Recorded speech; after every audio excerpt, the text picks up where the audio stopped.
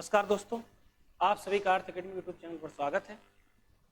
पिछली क्लास में हमने डिस्टेंस फार्मूला पर बात की। हमने कोऑर्डिनेट ज्योमेट्री में पहले पॉइंट, इसके बाद में हमने देखा कि कैसे लाइन, इसके बाद लाइन सेगमेंट, रे, और उसी में हमने देखा कि जब कभी एक पॉइंट दिया हो तो उसमें हम देख लेते थे कि एब्सिसा क्या है, ऑर्डिनेट क्या है। लेकिन अगर कहीं दो पॉइंट दिए हैं और उन दोनों पॉइंट के बीच दूरी पूछ दी जाए, डिस्टेंस बिटवीन टू पॉइंट, तब उसके लिए जो फार्मूला होता है उसको हमने कल प्रूव किया। उसी पर आज हम क्वेश्चंस करेंगे। आज की क्लास में हम देखेंगे कि उन क्वेश्चनों को हम आसानी से किस तरीके से कर सकते हैं, या उनमें या कभी ट्रिक वगैरह जो है फॉलो हो सकती है कि नहीं हो सकती है।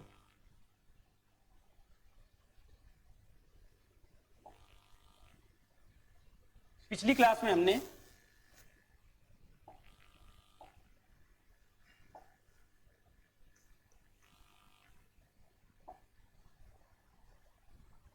Distance formula d equal to under root x1 minus x2 का whole square plus y1 minus y2 का होल स्क्वायर, बार मॉडुलस लगा रहे थे। इस पर हमने बात की। हमने आपको बताया कि d क्या है। हमने बताया कि d किन्हीं भी दो बिंदुओं के बीच की दूरी को हम ज्ञात करते हैं तो उसके जो मेजर के लिए जिस चीज को हम यूनिट मानते हैं उसको d मानते हैं। उसके साथ में हमने आपको बताया कि मॉडुलस क्या होता है। मॉडुलस में हमने बताया कि अगर x का मान 0 से कम है तो बाहर पॉजिटिव x आएगा। अगर x का मान 0 से बड़ा है, अगर x का मान 0 से कम है अर्थात निगेटिव में है तो बाहर माइनस का x आएगा, और x का मान यदि 0 से बड़ा है तो बाहर पॉजिटिव x आएगा। हमने मॉडुलस भी समझा, हमने x1 x2 y1 y2 इन पॉइंट्स को भी समझा। हमने आपको बताया कि जब कभी हम पॉइंट्स पढ़ते हैं तो पॉइंट को ज्योमेट्री में पढ़ते हैं तो उसके लिए सिर्फ और सिर्फ एक लैंग्वेज होती है, एक परिभाषा होती है, एक डिफिनीशन होती है कि point no length no breath. लेकिन जब हम कोऑर्डिनेट ज्योमेट्री में पढ़ते हैं तो हम पढ़ते हैं कि जब दो कोऑर्डिनेट एक दूसरे को जिस पॉइंट पर इंटरसेक्ट करेंगे उसी पॉइंट को हम कोऑर्डिनेट ज्योमेट्री में पॉइंट के नाम से जानेंगे, और हम जब उसको शो करते हैं तो उसको हम लिखते हैं कि x, y, एक कोई पॉइंट है तो x, y है, जहां x और y से सिर्फ और सिर्फ इतना मतलब है कि ये दोनों इंटरसेक्शन पॉइंट है, और x और y उस पॉइंट को डिनोट कर रहा है, उस पॉइंट को डिटरमाइन कर रहा है, उस पॉइंट को निश्चित एक स्थिति के बारे में बता रहा है।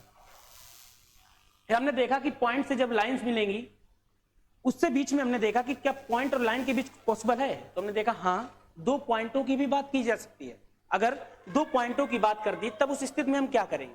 अगर दो पॉइंट्स की बात कर देगा तब उसको हम लाइन सेगमेंट के नाम से जानेंगे, और कोऑर्डिनेट ज्योमेट्री में लाइन सेगमेंट का कोई औचित्य नहीं, लेकिन उसके स्थान पर हम उन दो पॉइंट्स को जब आपस में मिलाएंगे तो जो पॉइंट्स बनेगा उसको हम यूक्लिड ज्योमेट्री, जो क्लास 10th तक आपने ज्योमेट्री पढ़ी है, उसमें हम इस लाइन को लाइन सेगमेंट के नाम से जानते थे, इसको लाइन सेगमेंट के नाम से जानते थे। लेकिन कोऑर्डिनेट ज्योमेट्री में हम इसी लेंथ को, इसी लाइन सेगमेंट पर ना तो डिफिनीशन की बात करेंगे ना कुछ, बल्कि इस पॉइंट और इस पॉइंट के बीच डिस्टेंस की बात करेंगे। इस पॉइंट को अगर हम P मान लें तो इसके कोऑर्डिनेट x1, y1 और इसके x2, y2 मानते हैं। इन दोनों के बीच डिस्टेंस के लिए हमने कल फार्मूला प्रूव किया। हमने आपको बताया d equal to under root x1 minus x2 का whole square plus y1 minus y2 का होल स्क्वायर। जो लोग फिजिक्स में डिस्टेंस के बारे में पढ़ चुके हैं वो जानते हैं कि डिस्टेंस कभी नेगेटिव नहीं होती, जबकि डिस्प्लेसमेंट, विस्थापन नेगेटिव हो सकता है। इसीलिए हम इसमें बार मॉडुलस लगाते हैं। और मॉडुलस हमने पिछली क्लासों में या फिर आपने अर्थ अकेडमी में अगर अर्थमेटिक पढ़ रखी है तो वहां पर आपको रोहित सर ने बताया होगा कि जो मॉडुलस होता है वो क्या होता है। मॉडुलस जो होता है, अगर x की वैल्यू 0 से कम है, जिस तरफ इस चिन्ह का मुंह खुला होगा वो बड़ा होगा और जिधर ये मुंह बंद होगा वो छोटा होगा। अगर इधर बंद है तो इसका मतलब ये है कि x का मान 0 से छोटा होगा, और 0 से छोटा होगा तो बाहर जो आएगा वो माइनस x आएगा। इसको हमने एग्जांपल से भी समझाया। इसी के साथ अगर x का मान 0 से बड़ा है, क्योंकि अब जो इसका मुंह है, जो चिन्ह बनाए रखा है हमने, इसका x की तरफ ये खुला हुआ है। अगर ये चिन्ह x की तरफ खुला हुआ है तो इस स्थिति में ये चिन्ह 0 से, जो मान होगा 0 से बड़ा होगा। अगर मान 0 से बड़ा है तो बाहर पॉजिटिव x आएगा। इसका हमने आपको एग्जांपल भी बताया कि मान लीजिए अगर -2 अंदर दिया है और अगर हम बाहर निकालना चाहते हैं तो -2 0 से छोटा होता है, और -2 0 से छोटा होगा तो बाहर माइनस का आएगा, तो माइनस और -2 बनेगा +2। अगर +2 दिया है तो बाहर निकालेंगे, क्योंकि वो x जो मान दिया है, जो डिजिट दी है वो 0 से बड़ी है। अगर 0 से बड़ी है तो हम बाहर निकालेंगे तो पॉजिटिव आएगी, तो +2 बाहर +2 रहेगा। इसीलिए जो हमें रिजल्ट याद करवा दिया जाता था वो ये कराया जाता था कि मॉड के अंदर कोई भी चीज लिखी हो वो सभी बाहर पॉजिटिव ही आएंगे। आज की क्लास में हम इन्हीं पर प्रश्न करेंगे। इसी के साथ आप कुछ चीजें देख लेंगे जिन पर हम बार बार बात करेंगे, क्योंकि कुछ ना कुछ प्रश्न जो है अगला जो चैप्टर हम पढ़ेंगे ट्रेंगल पढ़ेंगे, उस ट्रेंगल से भी कुछ क्वेश्चन मिलेंगे जो कहीं ना कहीं डिस्टेंस पर ही निर्भर होंगे। तो उस डिस्टेंस पर होने के कारण हमें कुछ चीजें पता होनी चाहिए कि जब कभी कोलिनियर या संरेख की बात कर देगा,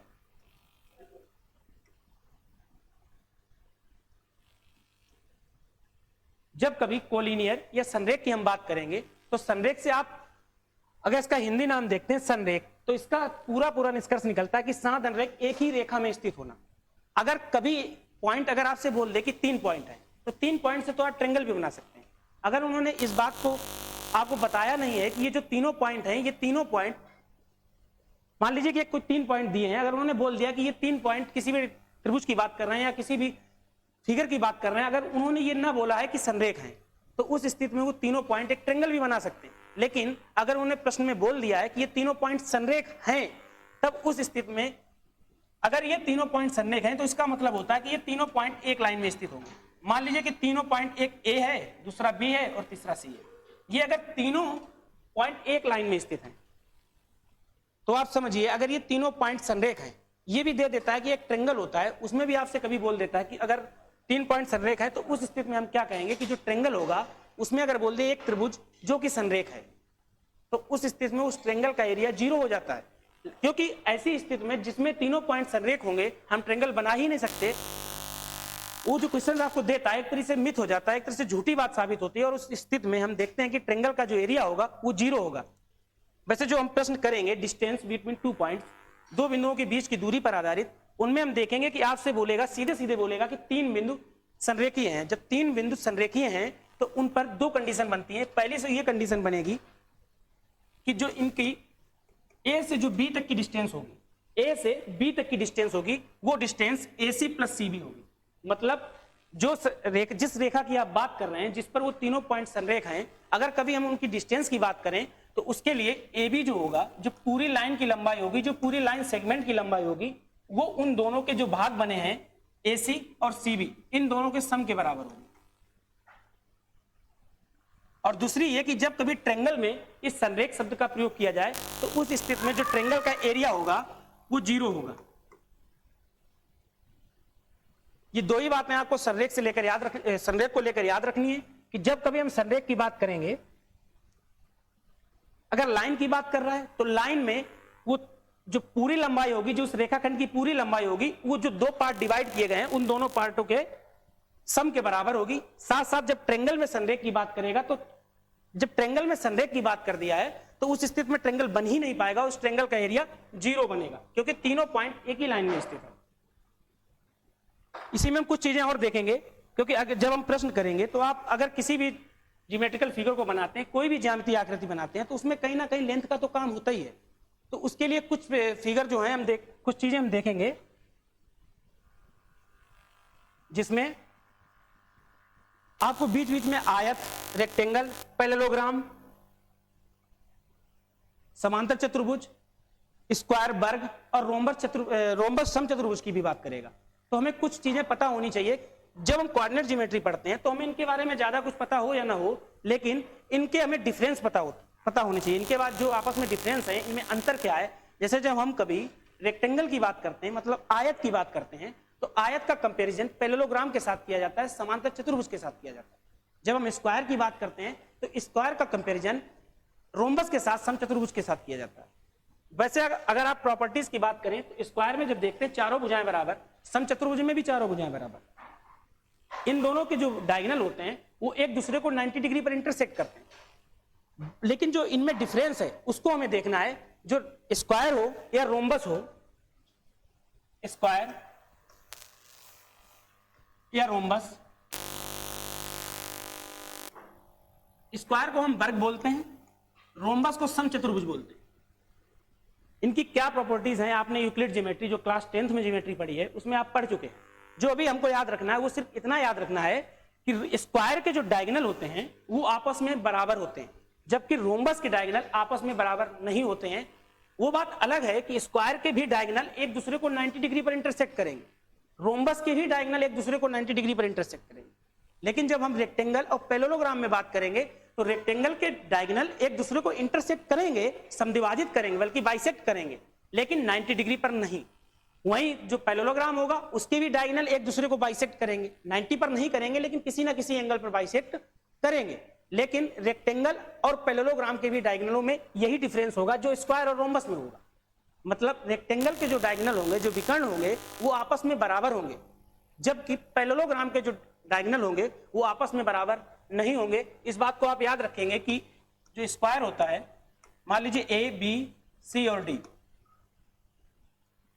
इसके जो विकर्ण होते हैं A C is equal to B D, ये आपस में बराबर होते हैं। आपको रेक्टेंगल या स्क्वायर के बारे में कुछ आता हो तो ठीक, ना आता हो तो ठीक, आपको इतना तो याद रखना ही है कि स्क्वायर की बात करें या रेक्टेंगल की बात करें, दोनों के विकर्ण बराबर रहेंगे। क्योंकि आगे जब हम देखेंगे तो उसमें ऐसे प्रश्न बोल देगा कि किसी भी रेक्टेंगल, किसी भी आयत के दो विकर्णों के शीर्ष दे देगा, और दूसरा जो विकर्ण होगा उसका भी एक शीर्ष दे देगा, और आपसे कहेगा कि इसका दूसरा शीर्ष ज्ञात करो। या आपसे बोल देगा कि एक, माना कि एक इसी को ले लो, स्क्वायर से देख लो, आप बोल दे ए बी सी डी एक स्क्वायर है, एक वर्ग है, जिसका विकर्ण ए x1/1, बी x2/2, सी x3/3। अब आपको डी ज्ञात करना है, तो हमने डिस्टेंस फार्मूला पढ़ रखा है, उससे आराम से हम ए बी निकाल लेंगे, ए सी निकाल लेंगे और डी भी निकाल लेंगे। अब हमको पता है कि अगर इनके विकर्ण आपस में बराबर हैं तो उस स्थिति में ए सी बराबर बी डी होगा, और दोनों विकर्ण उठा के हम बराबर कर देंगे, जो वैल्यू निकलेगी वो आपका आंसर होगा। वही रोम्बस में चलता है। रोम्बस में जो विकर्ण होंगे वो एक दूसरे से बराबर कभी नहीं होंगे। मतलब जो पी आर होगा वो क्यू एस के बराबर कभी नहीं होगा। स्क्वायर और रेक्टेंगल में विकर्ण बराबर होंगे, रोम्बस और पैरेललोग्राम में विकर्ण बराबर नहीं होंगे। यह आपका बेसिक कॉन्सेप्ट था जिन पर हम आगे बात करेंगे, या कहीं ना कहीं आपने जब यूक्लिड ज्योमेट्री पढ़ी होगी, क्लास 10th में ज्योमेट्री पढ़ी होगी, तो इन सब चीजों को आपने पढ़ा होगा।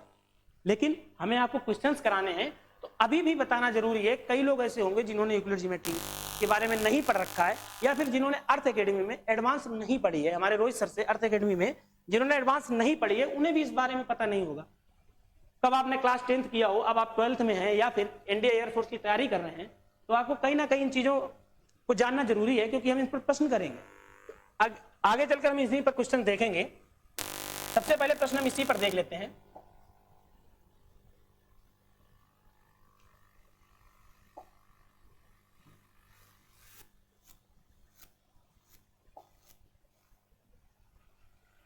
अब देखिए, अगर प्रश्न आप पहला प्रश्न दिया है जो 7 नंबर पे क्वेश्चन है, ये दिया है कि एक आयत के विकर्ण के सम्मुख शीर्ष, एक आयत है, एक रेक्टेंगल की बात कर रहा है, और वो कह रहा है कि सम्मुख शीर्ष 0,-1 और 6,7 है। एक विकर्ण के उसने दोनों शीर्ष दे दिए, और उसने बोला कि दूसरे विकर्ण का एक शीर्ष 8,3 है, तो आयत के चौथे शीर्ष के निर्देशांक ज्ञात करो।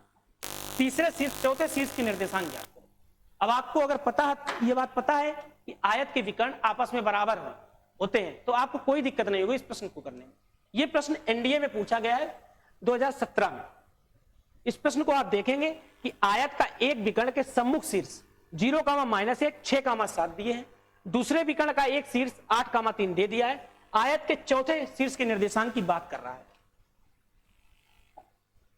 अगर आप देखें तो उसने जो बोला है वही हम करेंगे कि एक आयत के विकर्ण के सम्मुख शीर्ष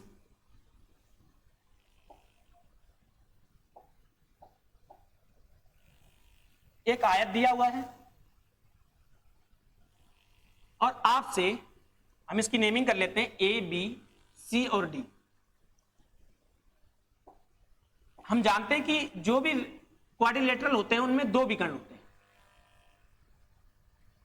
और क्वाड्रिलेटरल के जो ऑल साइड होते हैं उनका जो सम होता है 90, 90, 90, 360 होता है। इस बात को अगर आप लोग जानते हैं तो ठीक, नहीं जानते हैं तो आप एक बात याद रखना कि क्वाड्रिलेटरल में ऑल एंगल का जो सम होता है वो 360 डिग्री होता है। इसमें जो हमें याद रखना है, विशेषकर जो हमें पता होना चाहिए, और इस कॉन्सेप्ट को आप हर समय याद रखेंगे कि जो रेक्टेंगल होता है उसके डायगोनल आपस में बराबर होते हैं, और यही रूल अप्लाई होता है स्क्वायर में। जो हमने क्वेश्चन देखा, वो क्वेश्चन हमने देखा कि आयत के एक विकर्ण के सम्मुख शीर्ष, एक विकर्ण के सम्मुख शीर्ष 0,-1 और 6,7 है। तो अगर हम मान लें कि हमको जो विकर्ण दिए हैं 0,-1, उसने सम्मुख शीर्ष बोला, एडजेसेंट की बात की है, तो ए उसी के सम्मुख दिया हुआ है 6,7। अब आप प्रश्न देखिए, आयत के एक विकर्ण के सम्मुख शीर्ष 0,-1, 6,7 है और दूसरे विकर्ण का एक शीर्ष 8,3 आपको दे दिया है। एक विकर्ण जो दिया था उसके दोनों सम्मुख शीर्ष दे दिए, इसके बाद में उसने जो दूसरा विकर्ण है उसका सिर्फ और सिर्फ एक शीर्ष दे दिया और आपसे पूछा कि अब आप दूसरे शीर्ष को बताइए। तो हम जानते हैं कि आयत का जो हमें एक प्रॉपर्टीज पता है विकर्ण के बारे में कि इनके विकर्ण आपस में बराबर होते हैं। अगर उनका दूसरा शीर्ष दे दिया तो हम जो एक बचा हुआ शीर्ष उसको निकाल लेंगे। अगर हम इसको बी को मान लें कि 8,3 दिया हुआ है और हमें डी चाहिए। अब हम जानते हैं कि पॉइंट में जब कभी सभी यूनिट दे दी जाए, सभी पॉइंट दे दिए जाए, तब उसमें जो हमें लेट करना होता है उसको हम एक्स वाई मान लेते हैं। अगर एक से ज्यादा लेट करने होते हैं तब हम x1 y1 x2 y2 मानते हैं।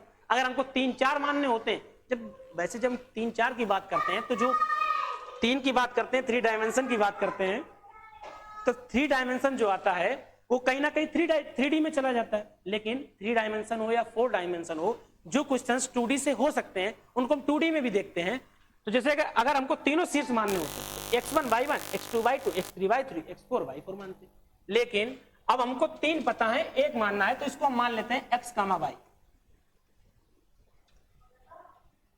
अब आपको अगर ये बात पता चल गई है कि a, b, c और d हमें निकालना है, मतलब किसी भी आयत के चारों शीर्ष दे दिए हैं, 3 शीर्ष दे दिए हैं और चौथे की बात की है, तो हमें जो प्रॉपर्टीज पता है कि आयत के विकर्ण एक दूसरे से बराबर होते हैं, मतलब जो AC है वो BD के बराबर होगा। अगर AC BD के बराबर होगा तो अब बात तो यहां अटकती है कि ये AC कैसे निकलेगा, AC की बात हम कैसे करेंगे। तो अगर आपने डिस्टेंस बिटवीन 2 पॉइंट्स का फार्मूला पढ़ रखा है तो आपने उसमें यह भी देखा कि जो ये हम रेक्टेंगल बना रहे हैं ये कहीं ना कहीं कोऑर्डिनेट ज्योमेट्री पे ही बना एक रेक्टेंगल है, मतलब कार्टेशियन प्लेन या कोऑर्डिनेट प्लेन पर बना ही एक रेक्टेंगल है। तो उस स्थिति में आप देखेंगे कि एक पॉइंट अगर A है और दूसरा पॉइंट C है, एक पॉइंट B है और एक पॉइंट D दिया हुआ है, ये जाकर आपको कोऑर्डिनेट ज्योमेट्री में इस तरीके से देखने को मिलेगा BCD, और हमें A और BC के दोनों जो पॉइंट हैं वो दिए हुए हैं, D चाहिए। तो आप डिस्टेंस बिटवीन 2 पॉइंट का फार्मूला लगा के इसको निकाल सकते हैं। जब आप इसको निकाल लेंगे वही तो बराबर होगा BD के। तो अगर हमें AC निकालना है तो हमने आपको बताया था AC निकालना है, एब्सिसा जो दी है, ऑर्डिनेट दिया है, जो भुज दी है, जो कोटि दी है, हम उसको दिमाग में ही देखेंगे कि भुज से हम भुज को माइनस कर लेंगे। भुज को भुज से अगर माइनस करेंगे तो 0,-6 और उसका स्क्वायर कर देंगे, मतलब -6 का होल स्क्वायर प्लस -1 और -7 बनेगा -8 का होल स्क्वायर, और इसी के ऊपर लगा देंगे अंडर रूट और बाहर लगा देंगे मॉडुलस, यही तो बराबर होगा BD के। अगर यही BD के बराबर होगा तो -6 का स्क्वायर बनेगा 36, 8 का स्क्वायर बनेगा 64। जब हम दोनों को जोड़ेंगे तो बनेगा 100 और 100 का रूट लेंगे तो बनेगा 10। जो मॉडुलस के बाहर आएगा वो +-10 आएगा, मॉडुलस के अंदर +-10 आएगा BD की लंबाई, मतलब जो दूसरा विकर्ण है BD, वो BD बराबर आ गया आपका +-10। अब हमने बताया कि मॉडुलस में जो भी चीज लिखी होती है, अगर आपने अर्थ एकेडमी में अर्थमेटिक पढ़ रखी है तो आपने मॉडुलस के बारे में बहुत अच्छी तरीके से पढ़ा होगा। नहीं पढ़ा तो हम आपको बता देते हैं कि जो मॉडुलस के अंदर चीजें लिखी होती हैं, अगर वो 0 से छोटी होती हैं तो बाहर माइनस में आती हैं और 0 से बड़ी होती हैं तो बाहर प्लस में आती हैं, जिसका रिजल्ट हम इस तरीके से याद कर लेते हैं कि मॉडुलस के अंदर लिखी हर एक चीज बाहर पॉजिटिव ही आती है। तो अब आप देखेंगे कि BD को हम देखते हैं तो BD बाहर 10 आएगा। इससे हमें क्या पता चला, इससे हमें यह पता चला कि जो एक रेक्टेंगल है, रेक्टेंगल का जो एक विकर्ण है उसकी लंबाई BD जो दिया है वो 10 दिया हुआ है, मतलब AC के जो आ गया AC 10 आया। अगर AC 10 आया है, distance between A and C 10 आई, अगर ये 10 आई है तो हमको ये भी पता है कि AC अगर BD के बराबर है तो BD भी 10 होगा। अब आप बताओ, अब आप यहां देख सकते हैं कि एक पॉइंट B दिया है, D पूछा गया, जबकि इनके बीच की दूरी हमको 10 पता है, तब आप आसानी से लगा सकते हैं कि D 10 बराबर एक पॉइंट x1 y1 रहेगा, दूसरा 8,3 रहेगा। इससे अगर हम लगाएंगे तो हम देखेंगे x-8 का होल स्क्वायर प्लस y-3 का होल स्क्वायर, इसका अंडर रूट ले लेंगे और बराबर 10, क्योंकि जो D है वही तो विकर्ण है। इससे आप अगर इसको हल करेंगे तो आपका x और y में एक मान आ जाएगा, x और y की वैल्यू आ जाएगी। इसको अगर आप हल करते हैं तो इसको लिखेंगे 100, इसको जब हम अंदर हल करेंगे तो लिखेंगे under root x square, under root हटा देंगे और इधर स्क्वायर कर देंगे, ठीक है। तब हम लिखेंगे x square plus 64 plus minus 16x plus y square plus 9 minus 6y। ये 64 है, ये 9 है, इसको अगर हम सब जोड़ेंगे तो देखेंगे 64 और 9 होता है 73। जब 100 से घटेगा तो बचेगा इधर 27। 27 बराबर x square minus 16x plus y square minus 6y। ये इक्वेशन जो आई है, अगर हमें एक इक्वेशन पता है और दो वेरिएबल दिए तो हम उनकी कभी वैल्यू निकाल ही नहीं सकते जब तक कि अगर एक इक्वेशन तो एक वेरिएबल की आप मान निकाल सकते हैं, लेकिन अगर दो इक्वेशन है तो दो वेरिएबल दिए हैं, मतलब अगर दो वेरिएबल दिए हैं तब तुम दो इक्वेशंस को सॉल्व करके वेरिएबल की वैल्यू निकाल सकते हैं, वरना नहीं निकाल सकते। अब आप इसको ऑप्शन से उठा के करेंगे, एक्स और वाई के मान रखेंगे। जब एक्स और वाई के मान रखेंगे तो इनको वही वैल्यू जो इसको सेटिस्फाइड करेगी, मतलब इधर भी 27 इधर भी 27 जिसमें आ जाएगा वही आपका आंसर होगा। इस तरीके से आप इस क्वेश्चन को देखेंगे। ये जो क्वेश्चन था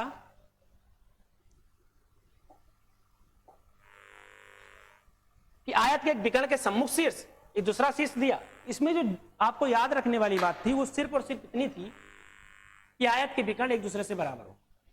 उसी पर हमने क्वेश्चन कर लिया। हमें जो इक्वेशन मिली उस इक्वेशन में हम ये मान रखेंगे 2,3 माइनस 2,3 3,2 3,। लेकिन अगर आप पहली बार इस क्वेश्चन को देखते हैं तो आप आराम से डिस्टेंस वाला फॉर्मूला याद रखो। याद रखने वाली बात यह कि विकर्ण बराबर होते हैं, खत्म हो गया क्वेश्चन। पहला क्वेश्चन जो है वो हुआ। इसके बाद अगर आप देखना चाहते हो सीरियल से हम देखेंगे, एक तरफ से चलते जाएंगे।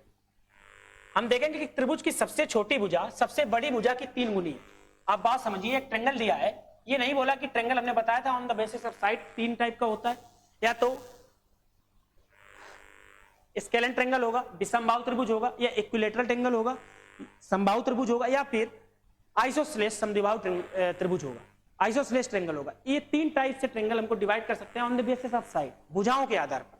लेकिन जब कभी आपसे कोण के आधार पर बोल दे तो हमने वो भी बताया था कि कोण के आधार पर हम ट्रायंगल को 3 कैटेगरी में डिवाइड करते हैं, ऑब्ट्यूस, एक्यूट और राइट एंगल ट्रायंगल। लेकिन हमें यहाँ एंगल से कोई मतलब है नहीं, साइड दी है।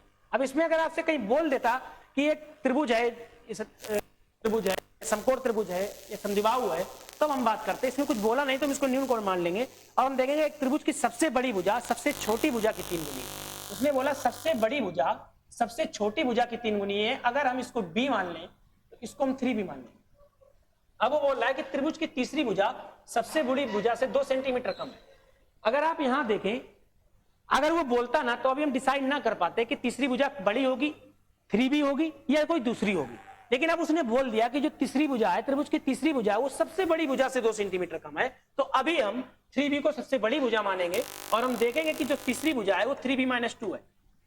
अब आप अगर देखें तो तीनों साइड्स पता चल गई, एक 3b, दूसरी b और तीसरी 3b-2। और इसी के साथ आप उसने बोल दिया कि आपको त्रिभुज का परिमाप न्यूनतम 61 सेंटीमीटर, मतलब इसका पेरीमीटर दे दिया। अब आपको हम पेरीमीटर का कंसेप्ट बताते हैं। जो पेरीमीटर होता है वो एक्चुअली में क्या होता है, अगर हम आपसे बाई चांस बोल रहे हैं कि इस कमरे का परिमाप बताओ, तो आप इस कोने से चलिए, दीवार के सटे हुए चलते चले जाइए, पूरा कमरा घूम के वापस वहीं आ जाइए। जितनी दूरी आपने चली वो सभी पेरीमीटर है, परिमाप है। या फिर हम कह सकते हैं कि आप मोटरसाइकिल उठाइए, बाइक उठाइए, साइकिल उठाइए, जिसमें मीटर लगाओ, जिससे आप दूरी माप सकते हैं, और आप चक्कर लगाना ग्राउंड का शुरू कर दीजिए। जहां से आपने स्टार्ट किया आप वापस उसी ग्राउंड पर आ जाइए, उसी जगह आ जाइए। जितनी दूरी आपने चली वो उसकी पेरीमीटर होगी। लेकिन जब इसी को मेंसुरेशन के पॉइंट ऑफ व्यू से देखते हैं तो हम पेरीमीटर के लिए उसमें 2πr का प्रयोग करते हैं। और वही जब हम ट्रायंगल की बात करते हैं तो इसमें हम कहते हैं कि सम ऑफ ऑल साइड्स, सभी भुजाओं का जो योग होगा वही पेरीमीटर होगा। तो अगर हम सभी भुजाओं का योग देखें तो वही पेरीमीटर होगा, जो कि 61 सेंटीमीटर। जहां a जो है वो 3b दिया है, सबसे बड़ी भुजा, और b जो है इसको हमने बीच की भुजा माना है, ये b दिया है, और जो 3b-2 दिया है इसके बराबर 61 सेंटीमीटर। अगर आप इसको हल करेंगे तो आप देखेंगे 7b बराबर 63, b = 9। जो b है वो 9 आया। आपसे पूछा कि न्यूनतम भुजा की लंबाई क्या होगी। अब आप देखो तो 9 × 27 - 2, ये हो जाएगी आपकी 25, ये आपकी हो जाएगी 27, ये हो गई सबसे बड़ी भुजा, ये हो गई मिड वाली, और ये हो गई जिसकी 9 सेंटीमीटर माप आई, ये हो गई सबसे छोटी भुजा। क्योंकि अभी तक हमको सबसे बड़ी भुजा तो पता थी कि 3b - 2 है या 3b है या b है, अभी तक नहीं पता था। लेकिन जब हमने निकाला तो हमने देखा कि सबसे छोटी भुजा 9 आई, सबसे बड़ी भुजा 25 है, और सबसे बड़ी भुजा 25, सबसे बड़ी भुजा 27 है, उससे छोटी 25 और सबसे छोटी 9 है। इस बात को हम डिसाइड तब तक नहीं कर सकते थे जब तक ये वेरिएबल में थे। अब कांस्टेंट में आ गए, अब क्लियर हो गया, तो इसका आंसर जो होगा वो 9 सेंटीमीटर हो जाएगा। अगर आप देखेंगे ये क्वेश्चन हम कर चुके हैं, a cos alpha 0 a sin alpha के बीच की दूरी आप आसानी से करेंगे। d बराबर √x1 - x2 का whole square plus y1 - y2 का होल स्क्वायर फार्मूला लगाएंगे। इसको x1 मानेंगे, इसको y1 मानेंगे, इसको x2, इसको y2, इसको आप करेंगे और जो आंसर आएगा उसको आप कमेंट में लिखेंगे। जो इसका आंसर आएगा उसको आप कमेंट में लिखेंगे, उसका रिप्लाई आपको मिलेगा। 3,3h सररेख है तब। इसके जब हम बात करते हैं, इस क्वेश्चन को हम बाद में देखेंगे। क्वेश्चन में कुछ नहीं है, क्वेश्चन को हम करा सकते हैं। क्वेश्चन में कराने के लिए हमको ट्रायंगल का फार्मूला पता होना चाहिए, या फिर अगर आप इसको उससे आप आसानी से कर सकते हैं, या अगर आप इसको डिस्टेंस फार्मूला से करेंगे तब भी आप कर सकते हैं। क्योंकि हमने आपको बताया कि जब कभी 3 पॉइंट संरेख होंगे तो वो तीनों पॉइंट एक ही लाइन में स्थित होंगे, ए, सी और बी। और हमने आपको यहां भी बताया कि जो ए सी होगा वो A B plus B C होगा कि नहीं होगा। मतलब किसी भी लाइन का जो सम होगा वो उनके जो पार्ट दिए हैं उनके भी सम के इक्वल होगा। तो ए सी जो होगा A B plus B C होगा। अगर हम इसमें मान लें कि ये बी है, ये ए है और ये सी है, अगर आप देखें तो हम यहां क्या करेंगे कि 3,3 h, 0 और 0, k, हम यहां इसको x1 y1 मानेंगे, इसको x2 y2 मानेंगे, इस लंबाई को निकालेंगे, फिर इसके बाद इसको मानेंगे और इसको निकालेंगे। जब इन दोनों को आप निकाल लेंगे फिर हम AC निकालेंगे। अब बात समझिए, कैलकुलेटिव होगा, क्योंकि AC जो है वो AB प्लस BC होगा कि नहीं होगा। अब आप AC कैसे निकालेंगे? AC 3,3 दिया, 0, k दिया, इनके बीच डिस्टेंस फार्मूला निकालेंगे, निकल आएगा। अब आप AB कैसे निकालेंगे? दोनों पॉइंट दिए, निकाल लेंगे, BC भी निकल आएगा, और जो AC होगा वो AB प्लस BC होगा कि नहीं होगा, इससे निकालेंगे। लेकिन अगर आपने आगे ट्रायंगल के बारे में पढ़ लिया, हम ये क्वेश्चन फिर करा देंगे, तो हम वहां देखेंगे कि अगर एक ट्रायंगल में तीनों पॉइंट संरेख दे दिए गए हैं तो उस कंडीशन में ट्रायंगल का एरिया 0 हो जाता है। और ट्रायंगल का जो एरिया होता है वो हम डिटरमिनेंट से देखते हैं कि माना x1, x2, x3, y1, y2, y3, इसको 1, 1, 1 मान लेते हैं, इसको हाफ लगा देते हैं। इसको जब हम सॉल्व करते हैं जो रिजल्ट निकलता है वो ये निकलता है 1/2। बाहर की साइड में हम एब्सिसा भुज लिख लेंगे 3 जगह, अंदर जो लिखेंगे वो 23, 31, 12 में चलेगा ऑर्डिनेट, मतलब भुज कोटि 23, 31 और 12। इसका मतलब होता है कि 2, 3, 3, 1, 1, 2, जिसको हम बोलते हैं 23, 31, 12। कुछ लोग याद रखते हैं 232, 312, जैसे आप चाहें वैसे याद रखें। लेकिन इसमें क्या होता है कि x1, x2, x3 बाहर लिखे होंगे। इसका हम आपको प्रूवमेंट बताएंगे, इस पर क्वेश्चंस कराएंगे, तभी हम इस क्वेश्चन को देखेंगे। लेकिन ये क्वेश्चन यहां पर बताने का सिर्फ और सिर्फ एक कारण था कि आपको आपकी अप्रोच डेवलप होनी चाहिए, आपको पता होना चाहिए क्या जो संरेख वाले प्रश्न हैं वो सिर्फ और सिर्फ ट्रायंगल के एरिया को 0 करके ही कर सकते हैं ना, कैलकुलेटिव होंगे। लेकिन अगर आप बाई चांस ट्रायंगल का एरिया भूल जाते हैं और आपके पास समय है, जैसे एनडीए एग्जाम में रहता है, तो आप इसको ऐसे करेंगे कि AC जो होगा वो AB प्लस BC के बराबर होगा। AC निकाल लेंगे, कैसे निकालेंगे? डिस्टेंस फार्मूला से। AB निकाल लेंगे और BC निकालेंगे, दोनों को जोड़ के AC के बराबर कर देंगे। ये जो आपका आंसर होगा वो इस एक इक्वेशन बनेगी जो इसको कहीं ना कहीं सेटिस्फाई कराएगी। जो आप इस क्वेश्चन को आप घर पे करेंगे इस तरीके से, इसके बाद आप इसका आंसर कमेंट बॉक्स में कमेंट करेंगे। और हमने देखा कि बहुत कम वीडियो हमारे शेयर किए जाते हैं, उनको देखता भी ज्यादा लोग नहीं, व्यूज भी कम आते, लाइक भी कम आते। आपको वीडियो पसंद आते हैं तो आप इनको लाइक करिए, अगर पसंद नहीं आते तो आप कमेंट करके बताइए कि कमी कहां है, उसको सुधारेंगे। उस बिंदु का कोटि का मान क्या होगा जिसकी भुजा मतलब भुज 6 है और जिसमें बिंदु 3,2 की दूरी 5 मात्रक है।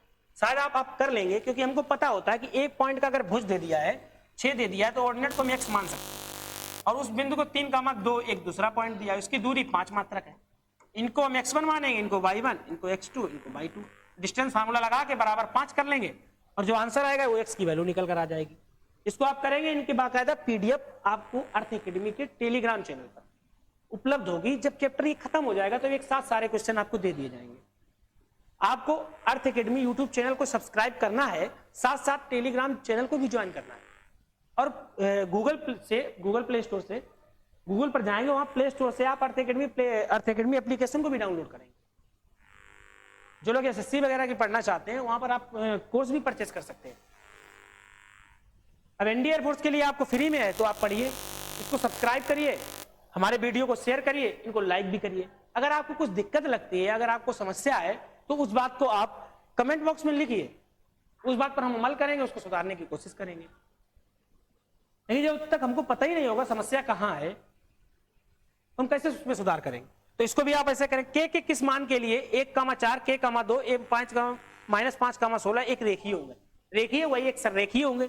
अगर आप ट्रेंगल में होते तो हम इनको फार्मूला से लगा के जीरो कर लेते, जो ट्रेंगल के एरिया का फार्मूला होता है, और इसका रिजल्ट आ जाता है। लेकिन अभी हम कोऑर्डिनेट ज्योमेट्री में डिस्टेंस फार्मूला पर क्वेश्चंस कर रहे हैं, तो इसमें आप क्या करेंगे, इनके बीच डिस्टेंस निकालेंगे, फिर इनके बीच निकालेंगे, मतलब ए निकालेंगे और ये बी निकालेंगे, फिर दोनों को सम करके जो इनका आएगा उसके बराबर कर देंगे। इस हिसाब से आप इस क्वेश्चन को कर सकते हैं।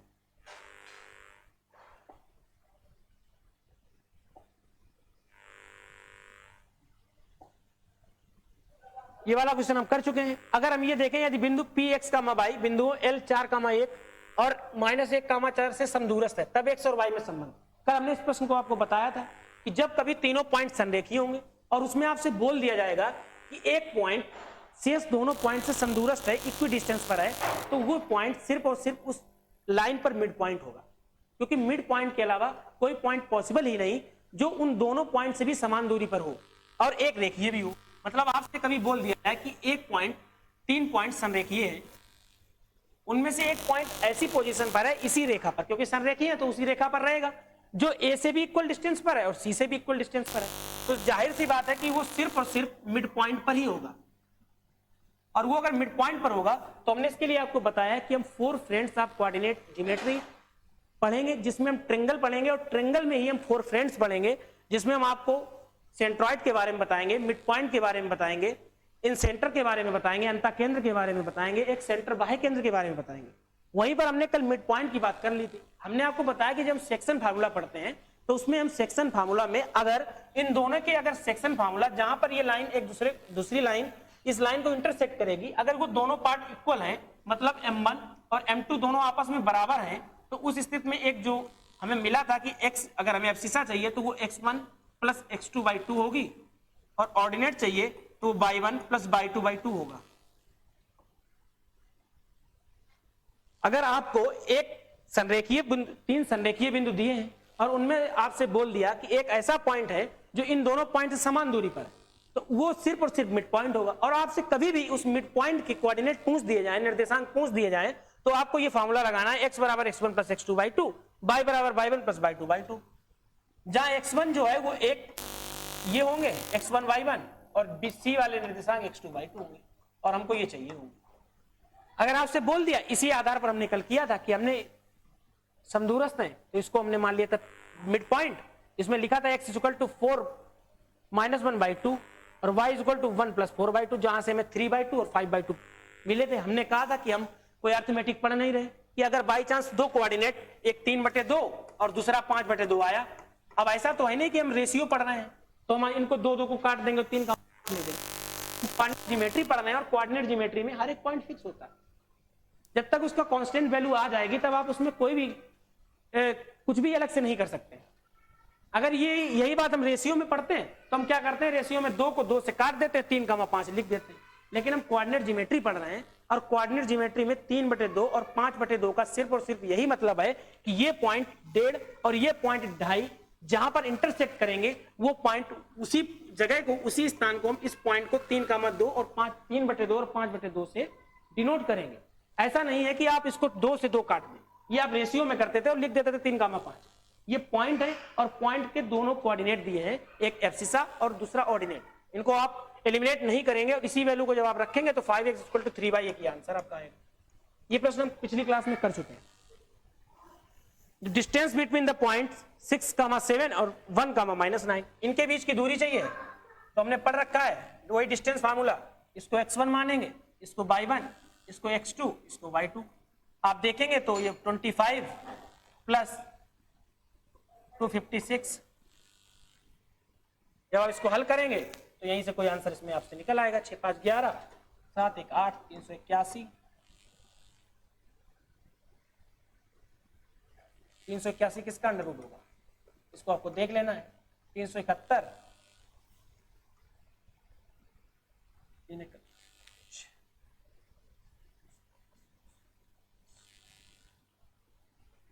इनमें से कोई वाला आंसर नहीं होगा, क्योंकि ये 3 रूट करके 9 बनेगा, जो कि इसमें आंसर दिया हुआ नहीं। जब अगला क्वेश्चन हम देखेंगे तो हम देखेंगे if the distance between the point x, 3 and 3, 5 is 4 unit, then the value of x। आपको 2 पॉइंट दे दिए हैं, एक x, 3, दूसरा 3, 5, और इनके बीच की दूरी 4 यूनिट दे दी। कोई डिस्टेंस फार्मूला लगाएंगे और आप कर लेंगे। A line segment AB is length 10 and its one end is 3, 7 and abscissa B is -5, then the ordinate। ये क्वेश्चन आप देख लो। आपसे बोला है कि एक लाइन सेगमेंट AB है जिसकी लंबाई 10 सेंटीमीटर, जिसकी लंबाई, एक लाइन सेगमेंट AB है जिसकी लंबाई 10 सेंटीमीटर है।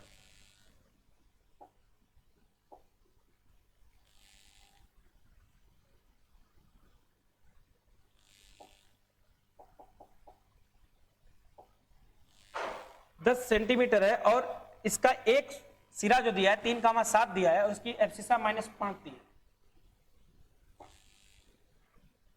3, 7 और दूसरे सिरे का एब्सिसा जो है वो -5 दिया है। ऑर्डिनेट x चाहिए, क्योंकि हमें पता है कि एक पॉइंट में एब्सिसा होता है, ऑर्डिनेट होता है। एब्सिसा दे दिया है, आपसे ऑर्डिनेट पूछा है, तो आप देखेंगे कि d = जो हमने पढ़ रखा है x1 - x2 का whole square 64 plus y1 - y2 का होल स्क्वायर 7 - x का होल स्क्वायर। इसका अंडर रूट लेंगे। d जो है वो 10 दिया है, 10 रख देंगे, इसका स्क्वायर करेंगे तो 100 बनेगा। 64 प्लस 7 - x का होल स्क्वायर 36 = 7 - x का होल स्क्वायर। अंडर रूट ले लेंगे तो 7 - x = 6, x = एक बार बनेगा 1, एक बनेगा, प्लस माइनस आएगा तो जब माइनस वाला लेंगे तो वही बनेगा 13, 1, 13, 2 आएंगे।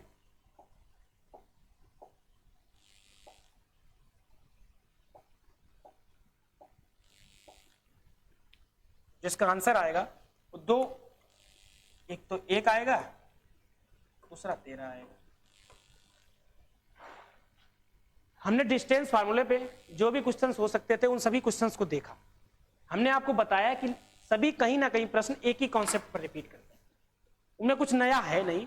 जो नया हमने सीखा वो ये सीखा कि स्क्वायर पैरेललोग्राम की प्रॉपर्टीज, रोम्बस और रेक्टेंगल की प्रॉपर्टीज। इसके साथ साथ हमने संरेखी वाली बात को सीखा कि जब संरेखी पे क्वेश्चन आएंगे तो डिस्टेंस फार्मूला से आप करोगे थोड़ा टिपिकल होंगे। वही अगर आपको ट्रेंगल का एरिया पता है कि संरेखीय में ट्रेंगल का एरिया 0 होता है तो उसको उठा के आप वैल्यू रखेंगे, सीधा सीधा आपका आंसर आ जाएगा। आज की क्लास में हमने कुछ सवालों को देखा। अगली क्लास में हम नया चैप्टर चालू करेंगे जिसमें हम सेक्शन फार्मूला, ट्रेंगल और 4 फ्रेंड्स ऑफ कोऑर्डिनेट ज्योमेट्री या ट्रेंगल के बारे में बात करेंगे।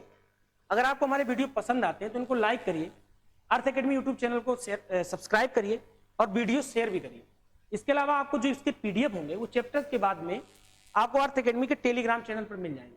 आप अर्थ एकेडमी को के एप्लीकेशन को प्ले स्टोर से डाउनलोड भी कर सकते हैं। थैंक यू, आज के लिए इतना ही।